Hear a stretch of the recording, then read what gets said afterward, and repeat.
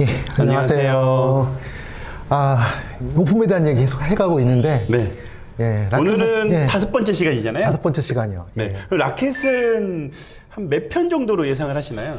이 속도로 가면 한 10편 정도면은 라켓에 대한 설명이 좀 끝나지 않을까 생각합니다. 점점 머리가 네. 복잡해지고 있지만 한 10편 이후에는 뭔가 좀 반짝 거릴 것 같다는 생각이 들긴 하네요. 네. 저는 그렇게 생각을 해요. 제 머릿속에 담겨있는 생각을 자꾸 나누면, 네. 그러면 제가 또 새로운 생각으로 채우게 되거든요. 그렇죠. 그런 것도 네. 있고 예. 또 제가 도움이 될지 모르겠지만 또 이런 사람들은 또 이런 생각을 하고 있다는 또 조언이라든지 의견을 들을 수도 있는 기회가 네. 될 것 같기도 네, 한다는 네. 생각이 듭니다. 이게 퍼내면 퍼낼수록 새로운 생각이 또 채워지고, 네. 또 결국은 이제 브랜드를 이끌어간다는 거는 남들보다 앞서서 새로운 걸 계속해서 해야 되는 거고, 옛날에 가진 노하우를 계속 울거먹을 수는 없어요. 네, 그렇죠. 예, 저는 나누는 데에 대해서 이제 깊이 생각하지 않고, 예, 여러분들에게 다 나누려고 생각을 합니다. 예. 네. 예.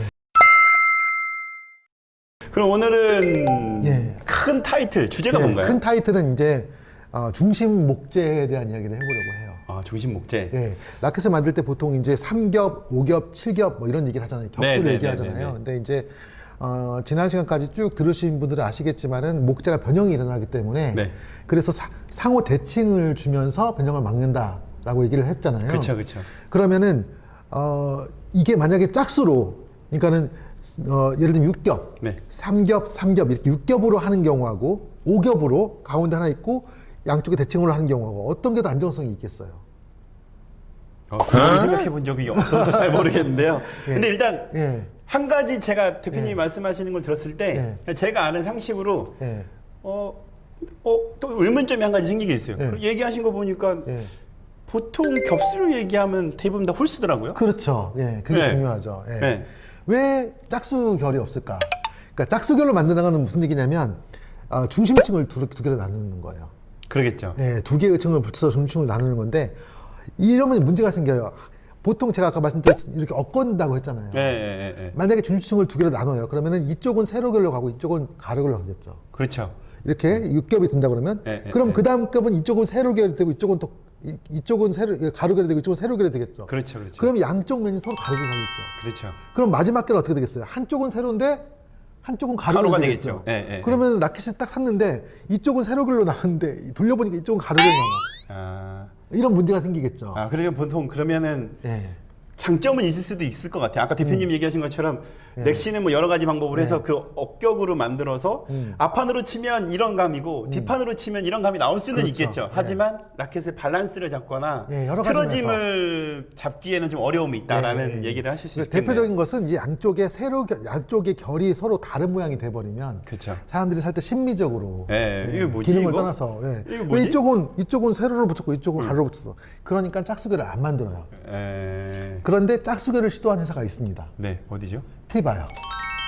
티바에서 초창기에 스티가는 라켓을 5겹으로 만들 때요. 그렇죠. 티바는 6겹 라켓을 만들었었어요. 근데 제가 그거를 그러니까 이게 이제 새로운 시도를 한 거잖아요. 그러니까 그러다 보니까 낯선 거죠.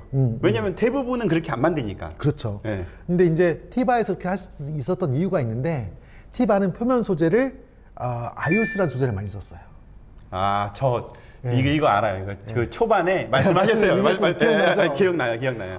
아이오스는 결이 없어. 결이 없으니까 이걸 뒤섞어서 해도 몰라요, 사람들이. 쉽게 얘기하면 짝수를 만들어도 결론적으로는 결이 없기 때문에 똑같은 결이 되는 거죠. 똑같은 모양이 되는 거죠. 그러면 어떻게 보면 땡땡 제가 잘 몰라서 그러는데 아이오스. 그거는 어떻게 보면 티바가 제일 처음에 시작했을 수도 있겠네요.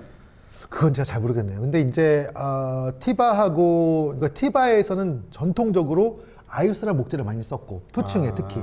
표층에. 스티가에서는 그 당시에 림바 소재를 많이 썼어요. 그렇죠. 림바는 진짜 많이 쓰는 소재죠. 그래서 이제 저는 이제 크게 이 라켓의 역사를 볼 때 세 개의 회사를 축으로 보는데 하나는 다마스사, 버터플라이, 그다음에 스티가사, 그다음에 티바사 이 세 개를 제가 많이 이해를 해요. 나머지 모든 회사들은 어떻게 보면은 스티가가 라켓의 원료를 세웠어요. 오겹 합판이라는 것을 스티가가 개발을 했고 그걸 모든 회사가 다 흉내내서 따라했어요. 근데 티바는 따라하지 않았어요. 그런 면에서 독특함이 있고 그게 좋거나 나쁘거나 떠나서 뭔가 다른 걸 시도했다. 예, 그러면서 티바가 뭐 라켓스 메이저 회사는 아니지만은 그럼에도 불구하고 라켓의 역사를 살펴보면 티바는 되게 독특한 포지션을 갖고 있었다. 예, 그거는 이제 향후에 다른 소재들을 얘기하면서 우선 말씀을 드릴 건데, 그러면 이제 왜 홀수겹이 나오느냐? 이 표층뿐만 아니고요. 이렇게 생각을 해보세요.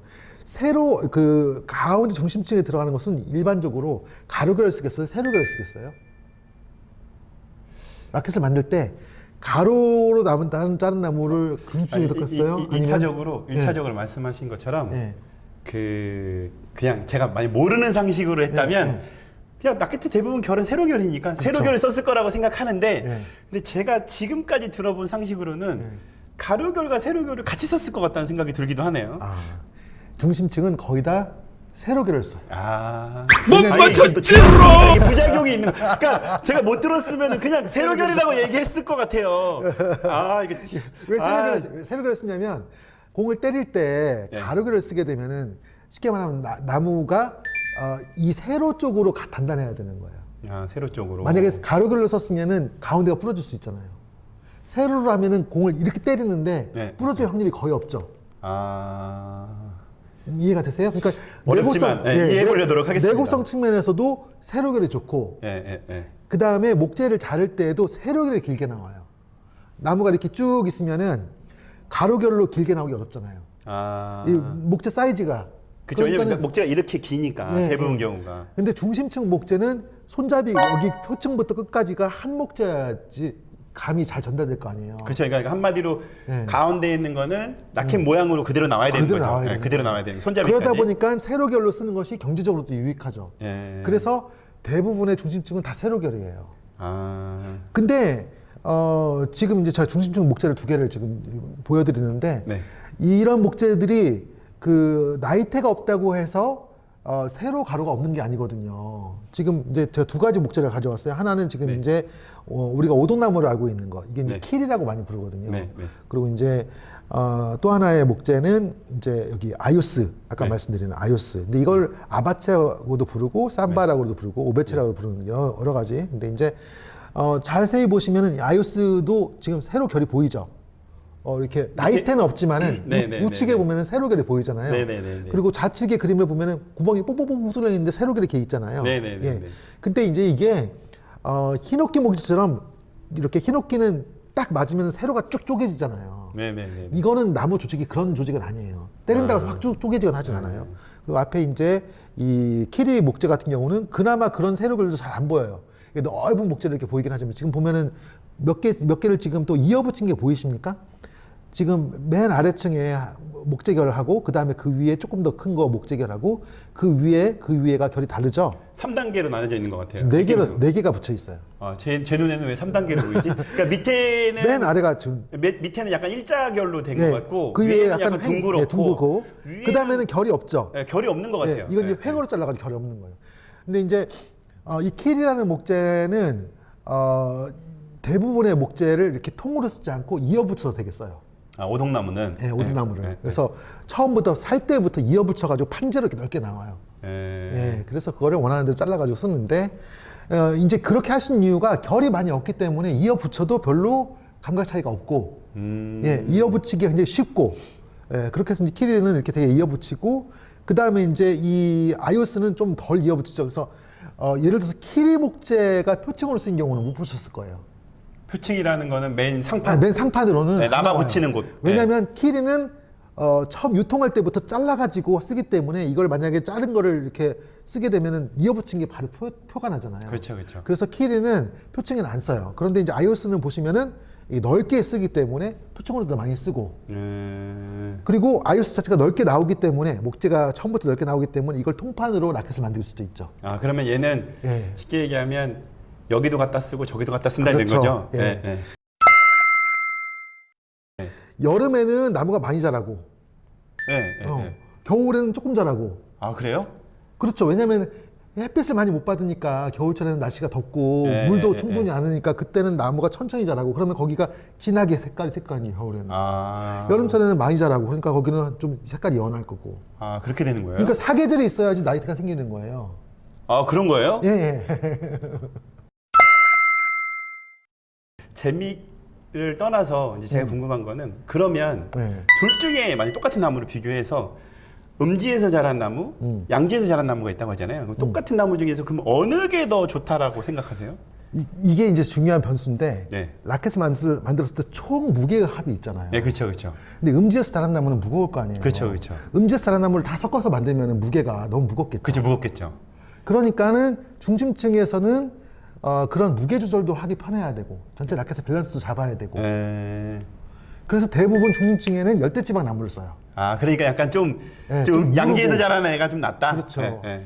그러니까 중심층에 나은 거야. 그렇죠. 근데 표층에다가 그런 무른 나무를 쓰게 되면 어떻게 해요? 러버를 뗄 때도 쉽게 일어나기도 그치, 할 일어날 거고 수도 있고. 잘 네. 찍힐 거고 그렇죠. 그래서 표층은 단단한 나무를 많이 쓰게 되는데 그게 최근의 경향이에요. 옛날에 스피드 글루잉 할 때는 저기 옛날 그거는 이게 잘 쉽게 벗겨지잖아요. 여기 자주자주 뛰기도 하고. 네. 네. 그러니까 그때는 나무가 굳이 단단할 필요가 없었어요. 네. 그러니까 전통적으로 많이 썼던 나무가 림바나 아요스나 이런 건 다 물러요. 히노키도 물러요. 그렇죠. 그 히노키 목재도 결 따라서 쭉쭉 일어나는 나무거든요. 아, 많죠, 많죠, 많죠. 그러니까는 옛날에는 다 무른 나무를 썼던 거예요. 그러면 옛날에는 왜 하드우드를 안 썼느냐? 쉽게 말해서 딱딱한 나무를 가공하는 게 쉽겠어요? 아니면 무른 나무를 잘라서 가공하는 게 쉽겠어요? 무른 나무가 쉽죠. 그렇죠. 그러니까 옛날에는 다 무른 나무로 라켓을 만들었던 거예요. 아, 그런데 어느 날 갑자기 규정이 바뀌었죠. VOC 들어간 글루를 못 쓴다. 그렇죠. 그때부터 이제 업체마다 비상이 걸렸어요. 그 당시 스티가에서는 어떤 걸 했냐면 표층을 아주 뭐 이렇게 막 반짝반짝거리는 소재로 코팅을 해버렸어요. 뗄 때 잘 안 일어나게. 그렇죠, 그렇죠. 그러니까 자기들이 원래 쓰던 나무가 림바인데 림바는 잘 일어나요. 네. 그러니까 거기다가 이제 코팅을 해가지고 뛸 때 안 일어나게 했던 거고. 그리고 이제 그 버터플라이나 뭐 기타 당등의 라켓들은 이제 거기다가 코팅을 하기 시작했죠. 그렇죠. 표팅의 표면에다가 얇게 코팅을 하기 시작했고. 그리고 이제 스티가에서 그렇게 하다가 그거 갖고 안 되겠어. 그러니까는 이제 하드우드 시리즈가 나와요. 첫 번째가 에벤홀츠. 예, 그 다음에 로즈우드. 이런 것들에서 단단한 나무 표층을 쓰기 시작한 거예요. 그 당시 사람들이 기타를 만드는 소재로 왜 라켓을 만들까 생각을 했는데 기타는 아시겠지만 이게 얇은 통 안에 저기 공명을 시키잖아요. 비어 있는 공간이 좀 그렇죠. 있죠. 만약에 두꺼운 걸 쓰면 공명이 잘 안 되죠. 그렇죠. 들고 다니기도 너무 힘들 거고. 예. 그러니까는 공명이 잘 되면서 단단한 소재를 표처에 써야 되니까 뭐 메이플우드나 로즈우드나 에벤홀즈에 들어가는 뭐 에보니 이런 것들이 다 기타 소재거든요. 그래야지 악기를 가벼우면서도 공명이 잘 되게 만들 수 있으니까. 근데 그 기타에 썼던 것이 얇으면서 단단한 그 소재니까 그걸 그대로 스티가에서 가져와서 하드우드로 라켓을 만들게 되는 거예요. 근데 반면에 그렇게 하다 보니까 스티가에서 문제가 생겼어요. 원래 스티가가 강했던 건 림바란 말이에요. 근데 림바를 버리고 로즈우드, 메이플우드, 뭐 에보니 소재 이런 걸로 자꾸 오다 보니까 원래 갖고 있던 스티가의 강점들을 잃어버리게 되는 거예요. 그렇죠. 그래서 고민을 하다가 만드는 게 다이아몬드 터치라고 해서 나무를 갈아내는데 예전에 쓰던 것보다 훨씬 더 미세하게 갈아내는 거예요. 그럼 어떤 일이 벌어지냐면 이 나무 가루가 목재 사이에 다 스며들어요. 그러니까 어떻게 보면 숨구멍을 막아버리는 거네요. 그렇죠. 그래서 아주 매끄러움하게 돼 표면이. 그래서 그 공정 자체를 더 세밀하게 해가지고 만져보면 마치 플라스틱 만드는 것처럼 이게 매끈매끈한 느낌이 나도록 만드는 것이 이제 스티가에서 이제 다이아몬드 터치라는 공법으로 해가지고 그 이후에 뭐 인피니티 여러 가지 라켓들이 나왔죠. 그러니까 그게 이제 스티가에서 나름대로 연구해온 그런 과정들이고, 상대적으로 버터플라이 같은 다마스 같은 회사는 그 이전부터 하드우드를 썼어요. 왜냐면은 제가 말씀드린 것처럼 일본은 그 한국처럼 기후적인 변화가 심하잖아요. 그렇죠. 근데 자기들이 해보니까 기후적으로 막 이렇게 막 날씨가 더웠다가 건조했다가 이래도 단단한 나무는 잘 손상이 안 가거든요. 변형이 쉽게 일어나서 나무가 일어나지도 않고. 내구성이 좋으니까. 내구성이 좋고. 그러니까 제일 처음에 코토를 쓴 것이 이제 다마스에 쓴 거죠. 코토 같은 소재는 단단하거든요. 그리고 이제 여러분이 많이 잘 아시는 뭐 바이올린 이런 것들도 이제 그 화이트 애쉬라는 목재를 쓰는데 그런 것들도 단단한 표면들이거든요. 그러니까 그런 것들을 일본에서는 이제 내구성의 측면에 쓰기 시작을 했는데, 근데 현재는 이제 그런 것들이 또 어느 정도 인정을 받고 있는 목재들이긴 해요. 근데 전통적으로는 라켓 회사에서는 단단한 목재를 쓸 이유가 없어요. 가공하기도 힘들고 다루기도 힘들고 특히 라켓을 얇게 만드는 데는 단단한 나무가 어려워요. 어떤 면이냐면 단단한 나무를 얇게 켜다 보면 얘가 톡톡 일어나 부러지죠. 예, 부러져요. 강하면 부러지죠. 예. 날아가죠. 그러니까 얇게 가공하는 데는 부드러운 나무가 좋단 말이죠. 그쵸. 그래서 그런 면들 때문에 전통적으로는 항상 좀 무른 나무를 써왔는데 이 ITTF의 결정을 해서 하드우드로 전환되는 계기가 생겼고. 그러니까 어떻게 보면 예. 러버의 러버가 달라지면서 라켓까지 동시적으로 달라지는. 그렇죠, 그렇죠. 네, 네. 그러니까 글루가 달라지면서 그렇죠. 러버보다 이제 글루가 네, 네. 달라지면서 라켓이 전반적으로 달라지는 계기가 생겼죠. 네. 이 아요스나 키리 같은 나무들은 원하는 두께로 자르기가 쉬워요. 몇 번 이렇게 쫙 문지르면 쫙 갈려나가니까 대충 자르고 그 다음에 사포질을 통해서 미세 조정을 하기가 쉬워요. 그래서 중심층으로서 적합하고 그리고 이제 그만큼 그 뭐라고 하죠? 그 가공이 쉬운 만큼 다양한 두께로 만들 수가 있어요. 그러니까 제작하는 입장에서는 이 아요스나 또는 키리 같은 목재를 쓰게 되면 중심층을 3mm로 해주세요, 2.8mm로 해주세요, 2.9mm로 해주세요, 이런 거를 다양하게 요구를 할 수가 있고 다른 소재들은 그렇게 요구를 하기 어렵기 때문에 자연스럽게 중심층에는 그런 가공성이 좋고 또 한 가지가 이제 그 안에 옹이가 없어야 된다. 예, 옹이가 있는 부분은 무게가 거기에 좀 더 나가거든요. 약간 이렇게 보통 나무를 보면 이게 예. 갈색으로 이렇게 예, 동그랗게 된 것 동그랗게 같아요. 된 거. 예, 예. 그런 옹이가 있으면은 거기는 자르다 보면 거기가 튀기도 하고. 그쵸, 그쵸. 예, 근데 옹이도 없고 그래서 쉽게 가공이 되는 그런 소재를 가지고서 이제 중심층을 만들게 됐죠. 예. 여기까지 중심층 얘기 말씀드리고요. 이제 다음 시간에는 전 표층에 대한 얘기를 한번 해볼게요. 그러니까 지금은 예. 라켓 모양으로 만드는 맨 안쪽. 네, 맨 안쪽 중심층. 이제는 이제 바깥쪽. 예. 다음 시간에는 바깥쪽에 바깥쪽에 대한 대한 거. 이야기를 해보도록 하겠습니다.